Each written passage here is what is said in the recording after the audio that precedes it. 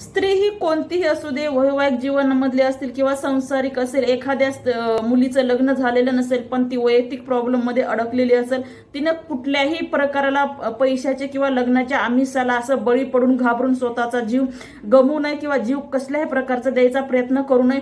जर कुठलीही स्त्री कुठल्या प्रकरणात अडकली असेल तर कृपया तुम्ही मला संपर्क करू शकता. या गोष्टीतून तुम्हाला सुरक्षित बाहेर काढण्याची जिम्मेदारी माझी राहील. तसंच जे काही कायदेशीर कारवाई असेल ती ही गोपनीय ठेवली जाईल किंवा वैयक्तिक तुमची मदत केली जाईल.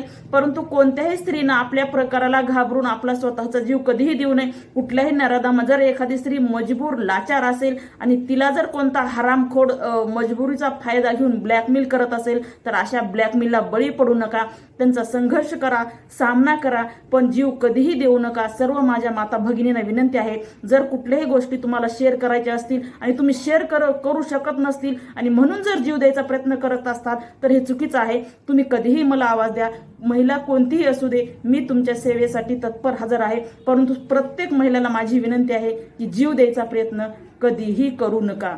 जीवन हे खूप अनमोल आहे. त्याला सांभाळा, त्याला जोपासा आणि नराधमाच्या कोणत्याही प्रकाराला बळी जाऊ नका. जय हिंद, जय महाराष्ट्र.